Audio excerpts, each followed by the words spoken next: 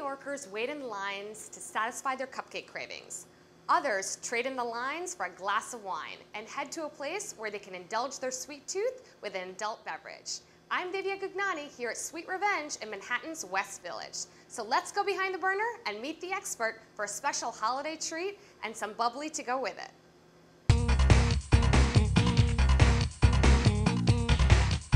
I'm here with owner Marlo Scott. I love cupcakes, I can enjoy them anytime, but from Halloween to the holidays, my cupcake consumption goes only one way, which is up. So Marlo, show me how it's done. Well, here at Sweet Revenge for the holidays, specifically for Halloween, and in order to have a little flair for the festivities while maintaining kind of a stylish look, I'm going to show you how we style out the Dirty and the Pure, two of our signature cupcakes. I like the names. The Dirty is a dark chocolate Valrhona cake with a dark chocolate truffle. And the Pure is a Mexican vanilla cake with a Mexican vanilla buttercream. Here at Sweet Revenge, we use a signature rustic parchment paper to preserve kind of a very sophisticated, rustic, downtown chic, kind of European look. We are big believers in moistness, and refrigeration tends to dry out products. So in an effort to maintain the best quality, we have a non-refrigerated case. And that is why we pipe, or we spread the frosting all the way to the paper's edge. It's going to lock in and seal the moisture of the cake. And so when you're at home, how long can you keep a cupcake out before you feel like you need to refrigerate it? Well, what you can do is you can refrigerate overnight, and then as you are wanting to enjoy them, you bring them out to room temperature for you or your guests. The other thing that you can do, which I do at home, is actually use a Tupperware container, sealed Tupperware container. Very easy, pop the cupcakes in there, and don't even refrigerate it. So now we're ready to pipe?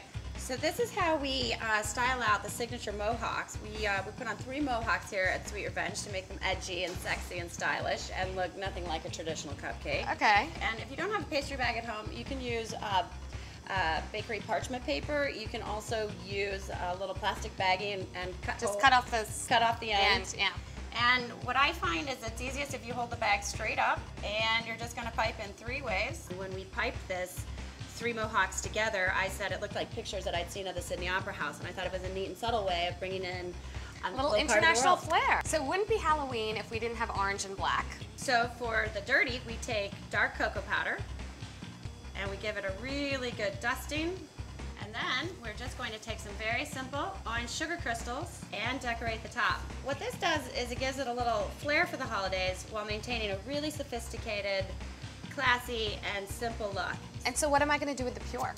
With the Pure, you're going to start with a little sugar in the raw. And now, to style it out and be festive for the holidays, a little bit of orange sparkle. Fantastic. Let's go try a pairing. So you can make cupcakes like we just did, or you can buy them, but my real question is, what do you pair with them? Well, I know that in most people's minds, they're thinking cupcakes and a glass of milk, cupcakes and a coffee Childhood or tea. favorite. Yeah.